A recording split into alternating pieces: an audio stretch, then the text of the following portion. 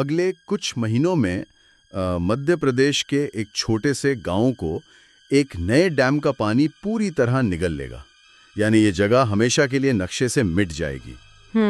بالکل۔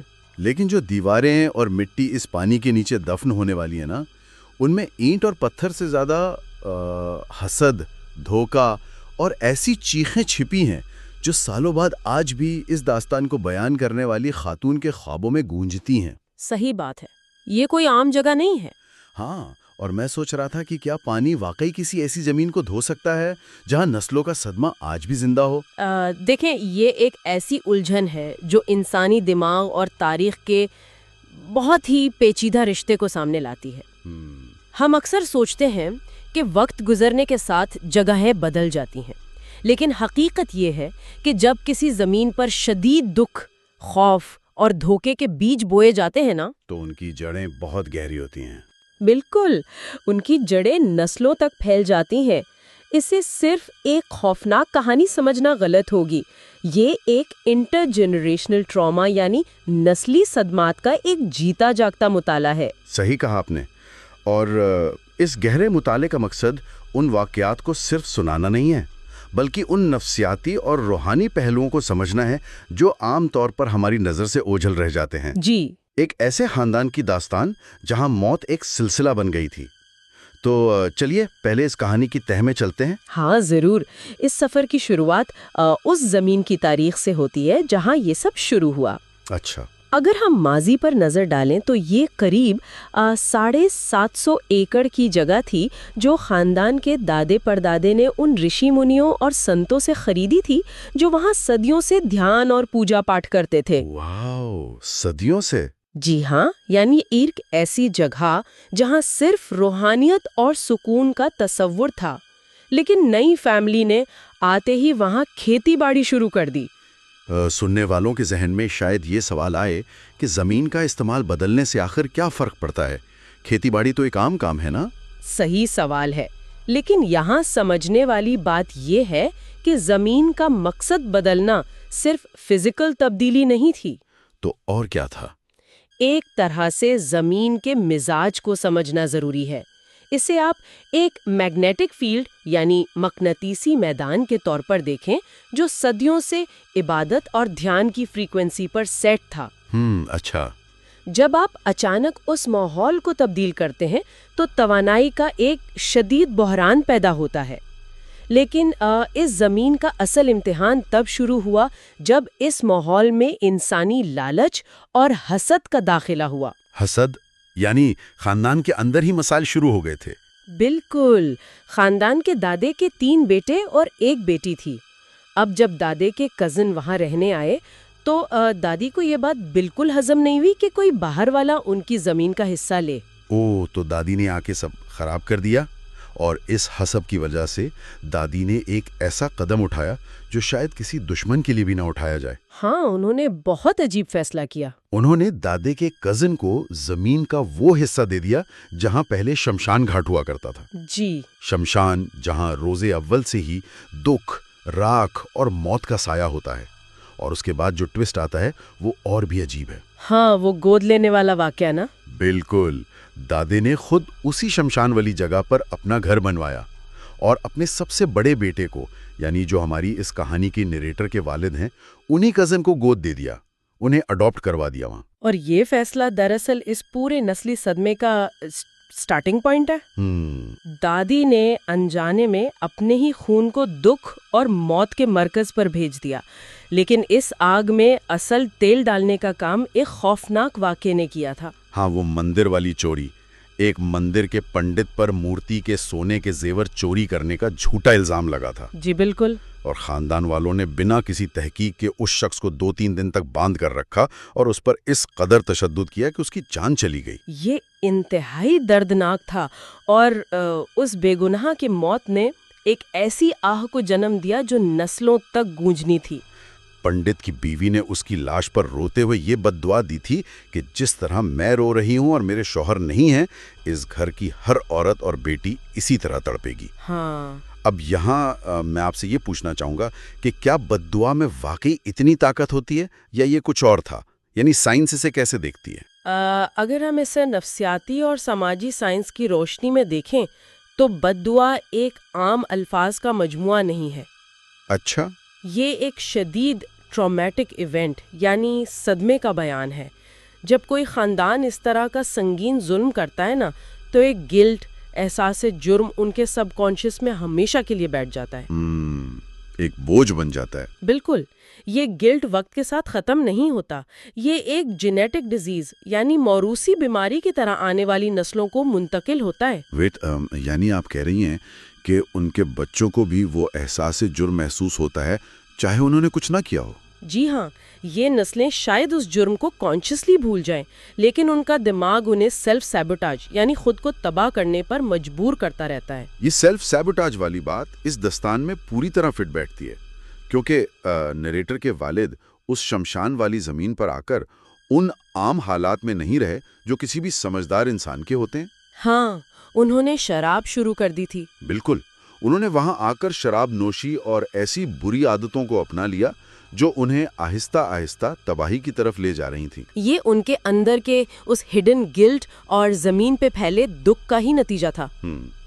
وہ ایک ایسی جگہ رہ رہے تھے جہاں پہلے ہی موت کا پیرا تھا. اب اس ماحول نے اس پریوار کے باہر والوں کو بھی اپنی لپیٹ میں لینا شروع کر دیا تھا. اور اس کی سب سے پہلی مثال نریٹر کی ماں کی ایک سہیلی تھی. وہ عورت اپنے شوہر کے تشدد سے بچنے کے لیے کھیت میں چھپی، بس کا انتظار کیا اور جب امید ٹوٹ گئی تو وہاں موجود کنویں میں کود کر اس نے خودکشی کر لی. بہت افسوسناک اور خوفناک بات یہ تھی کہ اگلے دن وہی مری ہوئی سہیلی نریٹر کی ماں سے ملنے آئی اور اسے آواز دی. اب یہاں میں تھوڑا رکنا چاہوں گا. جی بتائیں. ایک شخص مر چکا ہے اور وہ آ کر مل رہا ہے. کیا یہ ماں کے دماغ کا فطور تھا یا حقیقت میں توانائی کی کوئی ایسی شکل تھی جس نے خیال اور حقیقت کے فرق کو مٹا دیا تھا؟ دیکھیں، ایسے واقعات کو ہم ریزیڈول ہانٹنگ کے زاویے سے سمجھ سکتے ہیں. ریزیڈول ہانٹنگ یہ کیا ہوتا ہے؟ جب کوئی شخص انتہائی خوف اور تکلیف کی حالت میں مرتا ہے نا تو اس کی توانائی کا ایک حصہ اس جگہ کے ماحول میں قید ہو جاتا ہے. اوہ اچھا. ماں کا اس مری ہوئی سہیلی کو دیکھنا دراصل اس زمین پر موجود اس منفی میگنیٹک فیلڈ کا اثر تھا جس نے ان کے دماغ کی فریکوینسی کو اس تکلیف سے جوڑ دیا تھا. اس نے ماں کے ذہن پر ایک انتہائی گہرا منفی اثر چھوڑا اور اس اثر نے اس خاندان کا سب سے بڑا نقصان کیا. نریٹر کی ماں کوئی عام عورت تو تھی نہیں. بالکل. وہ بہت پڑھی لکھی تھی. ہاں، انہوں نے اپنے وقت کا سب سے مشکل میڈیکل ایگزام پاس کیا تھا. وہ ذہنی طور پر نہایت مضبوط تھیں. لیکن جب ان کی بچی صرف 2 سال کی تھی تو اس مضبوط ماں نے خود کو ایک کمرے میں بند کیا اور اناج میں رکھنے والی زہریلی دوا کھا لی. یہ سن کر ہی رونگٹے کھڑے ہو جاتے ہیں. آج بھی اس بچی کو اپنی ماں کی موت کے وقت کانپتی ہوئی ٹانگیں یاد ہیں. ایک ایسی عورت جو زندگی میں ہر مشکل سے لڑ سکتی تھی، وہ اچانک ہار کیسے مان گئی؟ یہی وہ مقام ہے جہاں ہمیں اس سنک کانسیپٹ کو سمجھنا ہوگا. Sink concept? ہاں، جب ایک زمین پر مسلسل دکھ، گلٹ اور ایسی عجیب موتوں کا پہرا ہونا تو وہ جگہ ایک نفسیاتی سنک بن جاتی ہے جو صرف ڈسپیر یعنی نا امیدی کو کھینچنا شروع کر دیتی ہے. سمجھ رہا ہوں. ایک مضبوط دماغ بھی جب مسلسل ایک ایسی زہریلی اور منفی فضا میں سانس لیتا ہے جہاں احساس جرم اور بد دعا کی داستان رچی بسی ہو تو اس کی قوت مدافعت ٹوٹ جاتی ہے. اور جیسے اس ماں کی خودکشی نے عذاب کا ایک دروازہ ہی کھول دیا ہو. اسی 1 مہینے کے اندر اس چھوٹے سے گاؤں میں 5 مزید عجیب و غریب خودکشیاں ہوئیں. 5 خودکشیاں 1 مہینے میں، یہ کوئی معمولی بات نہیں ہے. اور صرف گاؤں نہیں، خاندان میں موت کا وہ سلسلہ شروع ہوا جسے سن کر دماغ چکرا جاتا ہے. خاندان میں 3 بوا دادی کے شوہروں کی وقت سے پہلے موت ہو گئی. جی. ایک کی تفصیل تو انتہائی پریشان کن ہے.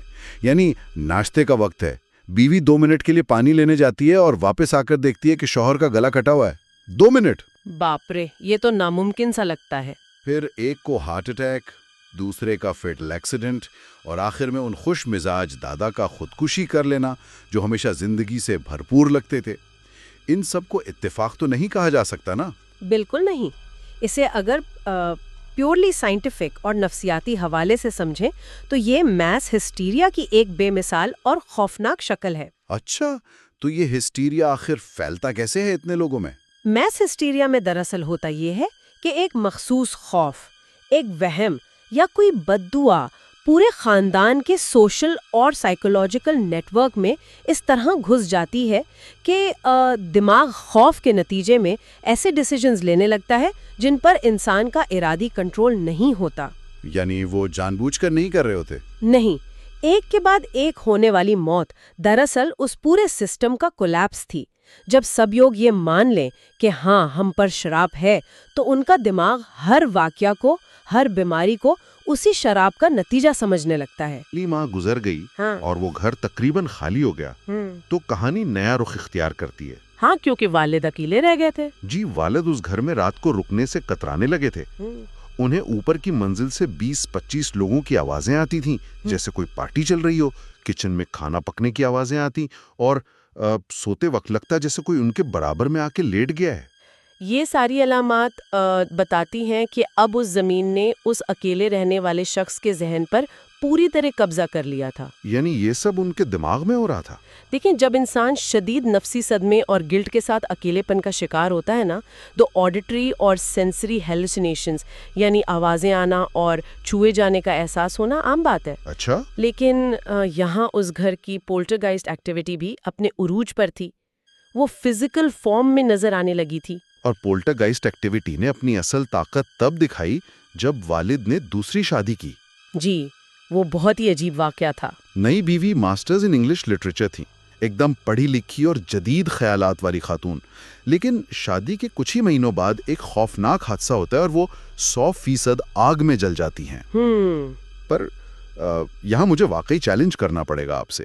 100% جسم کا جل جانا اور ان کے گھٹنوں تک لمبے بالوں کا بالکل محفوظ رہنا، یہ سائنس، فزکس یا منطق کسی بھی طرح سے ممکن نہیں لگتا۔ بال تو آگ کو سب سے پہلے پکڑتے ہیں نا۔ میں پوری طرح متفق ہوں کہ منطق اسے تسلیم نہیں کرتی، اور یہی بات اس واقعے کو انتہائی پراسرار بناتی ہے۔ تو پھر اس کا کیا ایکسپلینیشن ہے؟ اس کے 2 ہی پہلو ہو سکتے ہیں۔ پہلا یہ کہ آگ لگنے کا طریقہ یا وجوہات ایسی تھیں جنہیں شاید مکمل طور پر سمجھا نہیں گیا۔ اور دوسرا پہلو جسے پیراسائیکالوجی بہت اہم مانتی ہے، وہ یہ ہے کہ جب آگ یا ایسی کسی آفت کا تعلق سائیکوکائنیٹک انرجی یعنی دماغی توانائی سے ہو، تو وہ چیزوں کو فزیکل لاز کے خلاف جا کر تباہ کرتی ہے۔ اوہ واو! بالوں کا نہ جلنا اس توانائی کا ایک واضح پیغام تھا، ایک اشارہ کہ یہ کوئی عام حادثہ نہیں تھا۔ اور اس اشارے کی تصدیق اس بات سے بھی ہوتی ہے کہ اسی رات دوسرے گھر میں سو رہی نیریٹر کی بوا کو پہلی مری ہوئی ماں خواب میں آتی ہیں اور واضح طور پر کہتی ہیں، لو میں نے تمہارا گھر جلا دیا۔ اور اس کے فوراً بعد جلنے کی خبر آتی ہے۔ بالکل۔ جب واقعات اس حد تک بے ہوش کن ہو گئے تو انہوں نے پنڈتوں اور تانترک کو بلایا۔ لیکن یہاں بھی سننے والوں کو شاید لگے کہ کوئی ڈراؤنی فلم چل رہی ہے۔ ہاں، وہ تانترک والا قصہ بہت مشہور ہے۔ 2 تانترک گیٹ سے داخل ہوتے ہیں اور کوئی اندیکھی طاقت انہیں دھکا دے کر کانٹوں والی باڑ میں پھینک دیتی ہے۔ ایسا سچ میں ہوتا ہے؟ ایسے مناظر سننے میں فلمی ضرور لگتے ہیں، لیکن ان کی اصل بنیاد اس ماحول کی انتہائی منفی اور بھیانک توانائی میں چھپی ہوتی ہے۔ صحیح۔ جب کوئی شخص ایسے چارج ہوئے ماحول میں قدم رکھتا ہے نا، خصوصاً وہ لوگ جو توانائیوں کے حوالے سے زیادہ سینسیٹیو ہوتے ہیں جیسے تانترک، ہاں، ان کی تو عادت ہوتی ہے ان چیزوں سے ڈیل کرنے کی۔ بالکل، لیکن یہاں ان کا نروس سسٹم اچانک اوورلوڈ ہو جاتا ہے۔ انہیں لگتا ہے کہ کسی نے دھکا دیا، جبکہ حقیقت میں ان کا اپنا دماغ اس جگہ کے خوف سے اتنا اوورویلم ہو جاتا ہے کہ وہ پینک رسپانس میں وہاں سے بھاگتے ہیں۔ یہ وضاحت بہت معقول لگتی ہے۔ تبھی وہاں سنگر صاحب نام کے ایک مشہور تانترک کو بلایا گیا جس نے کہانی میں ایک بہت ہی متنازع ٹرم استعمال کی۔ ہیڈ کوارٹر والی ٹرم نا؟ جی، اس نے کہا کہ یہ گھر گاؤں میں مرنے والی تمام روحوں کا ہیڈ کوارٹر بن چکا ہے۔ میں یہاں آپ سے یہ پوچھنا چاہتا ہوں، ہیڈ کوارٹر یہ کوئی کارپوریٹ آفس تو نہیں جہاں بھٹکتی روحیں میٹنگ کر رہی ہوں؟ آخر اس لفظ کا اصل مطلب کیا نکلتا ہے؟ دیکھیں، ہیڈ کوارٹر سننے میں تھوڑا عجیب لگ سکتا ہے، لیکن اسے نفسیاتی اور روحانی کنٹیجین یعنی پھیلنے والی بیماری کے سینٹر کے طور پر سمجھیے۔ اچھا۔ وہ گھر دراصل ایک سپنج بن چکا تھا۔ جس طرح سپنج پانی سوکھ لیتا ہے نا، اس گھر نے سالوں کے دکھ، خودکشیوں کی توانائی اور اس بد دعا کے بوجھ کو سوکھ لیا تھا۔ تو یعنی جو بھی برا ہو رہا تھا گاؤں میں وہ وہیں سے آ رہا تھا؟ جی، اس تنترک کا مطلب یہ تھا کہ گاؤں میں جو بھی منفی واقعہ ہوتا اس کی طاقت اس گھر کے ماحول سے جڑی ہوتی، اور جس نے بھی اس طاقت کا مذاق اڑایا وہ اس کنٹیجن کا شکار ہو گیا۔ جیسا کہ نیریٹر کی کزن کے ساتھ ہوا، اس نے گھر کو باندھنے والے تعویذ کو پکڑ کر مذاق اڑایا اور کہا یہ سب بکواس ہے۔ ہاں، اور پھر کیا ہوا؟ اس کے اگلے ہی لمحے وہ بے ہوش ہو گئی، اور جب ایک دن بعد اسے ہوش آیا تو اس نے بتایا کہ وہ نفسیاتی طور پر اسی کمرے میں قید تھی جہاں ماں اور دوسری بیوی کی موت ہوئی تھی۔ اس نے شاید اس زمین کی لیمٹس کو ٹیسٹ کرنے کی غلطی کی تھی۔ صحیح کہا، لیکن یہاں سے یہ داستان ایک ایسے غیر متوقع موڑ پر آتی ہے جس پر شاید ہی کوئی یقین کرے۔ جی، اور یہ حصہ سب سے دلچسپ ہے، کیونکہ جب اپنے ہی خون کے رشتہ دار درندے بن جائے نا تو کبھی کبھی نادیدہ طاقتیں بھی حفاظت کرنے پر مجبور ہو جاتی ہیں۔ بالکل، یہ اس داستان کا سب سے گہرا حصہ ہے۔ والد کی تیسری شادی ہوئی اور حیرت انگیز طور پر ان کی شادی اپنی پہلی بیوی کی سگی بہن یعنی نیریٹر کی ماسی یا خالہ سے ہوئی، اور اس نئی خالہ اور والد نے مل کر اس چھوٹی بچی یعنی نیریٹر پر تشدد اور ظلم شروع کر دیا۔ ایک 2 سال کی بچی پر۔ یہ انتہائی تکلیف دہ ہے۔ اس معصوم کو گھر کے اوپر والی منزل پر بالکل اکیلا چھوڑ دیا جاتا، جہاں رات بھر لوگوں کی آوازیں اور کھانا پکنے کا شور آتا تھا۔ مہمان تک اس بات کے گواہ تھے کہ انہوں نے خالہ کو بغیر دروازہ کھولے کچن میں جاتے دیکھا، جو دراصل کوئی بہروپیہ طاقت ہوتی تھی۔ بالکل، لیکن اس پوری کہانی میں جس واقعے نے سب سے زیادہ حیران کیا وہ دکھ اور شفقت کا ایک عجیب ملاپ تھا۔ ہاں، وہ کمبل والا قصہ۔ سردیوں میں جب اس بچی کو کمبل نہیں دیا جاتا تھا اور وہ ٹھنڈ سے روتی تھی نا، تو کوئی اندیکھی طاقت آ کر اسے کمبل اڑا دیتی تھی، اسے تھپکی دے کر سلاتی تھی۔ جب بھوک سے ندھال ہوتی تو کمرے کے کونوں میں اسے چھپکے سے مٹھائی اور بسکٹس مل جاتے تھے۔ میرا سوال یہ ہے کہ کیا وہ روحیں جو سب کی جانیں لے رہی تھیں واقعی اتنی رحم دل ہو چکی تھیں، یا انہوں نے اس بچی کو اپنے علاقے کا حصہ مان لیا تھا؟ اگر ہم اسے روحانیت سے ہٹ کر صرف پیراسائیکولوجی کے زاویے سے دیکھیں تو یہ ایک بہت ہی لاجواب فینومینا ہے جسے پولٹرگائسٹ مینیفیسٹیشن فرام چائلڈ ٹراما کہا جاتا ہے۔ ویٹ، یعنی بچی نے خود یہ سب کیا؟ ایکسپرٹس کا ماننا ہے کہ جب ایک بچی جس کی عمر ایسی ہو جہاں دماغ ابھی بن رہا ہے وہ شدید ٹراما اور ابیوز کا شکار ہوتی ہے تو اس کی اپنی سائیکک انرجی، اس کی ذہنی توانائی ایک ایسی ڈھال یا دیوار میں تبدیل ہو جاتی ہے جو خود کو پولٹرگائسٹ کی شکل میں ظاہر کرتی ہے۔ واو، میں یہ پہلی بار سن رہا ہوں۔ وہ کمبل اڑانا، وہ تھپکی دینا، میرا مطلب ہے وہ سب اس بچی کے اپنے سب کانشیس دماغ کا پروجیکشن ہو سکتا ہے جو اسے زندہ رکھنے کے لیے ایک پناہ گاہ بنا رہا تھا۔ یہ واقعی کسی معجزے سے کم نہیں۔ ایک معصوم دماغ اپنے تحفظ کے لیے خود ایک سپر نیچرل فینومینا پیدا کر لیتا ہے، اور ظاہر ہے کہ اس تحفظ کا اثر دوسری طرف بھی نظر آیا۔ ہاں، خالہ اور والد پر۔ ظلم کرنے والی خالہ اور والد پر شیڈڈ سلیپ پیرالیسس کے حملے شروع ہو گئے۔ انہیں لگتا جیسے سوتے میں ان کا جسم سن ہو گیا ہے اور کوئی بھاری بوجھ انہیں دبا رہا ہے۔ جی۔ ایک پنڈت نے جب آ کر انہیں خبردار کیا کہ اس بچی کو ستانا چھوڑ دو کیونکہ اب اندیکھی طاقتیں اس کی ڈھال بن چکی ہیں، تب جا کر انہیں ہوش آیا۔ سلیپ پیرالیسس ویسے تو ایک نیند کی بیماری ہے، لیکن یہاں یہ اس شیڈڈ گلٹ اور ان کی اپنی اندر کی خوفزدہ توانائی کا نتیجہ تھی۔ صحیح۔ انہوں نے آخر کار اس بچی کو اس ماحول سے نکال کر ہاسٹل بھیج دیا، لیکن کہانی ابھی ختم نہیں ہوئی تھی۔ ہاں، بد دعا کا اثر تو باقی تھا نا؟ بالکل، اس بد دعا کا سایہ خالہ کے بچوں پہ پڑ گیا۔ ایک بیٹا جس کی فزیکل گروتھ اس کی عمر سے ٹھیک سے میچ نہیں کرتی، اور ایک بیٹی جسے شدید اینگزائٹی ایشوز ہیں، جیسے وہ انٹر جنریشنل ٹراما ابھی بھی اپنا وصول کر رہا ہے۔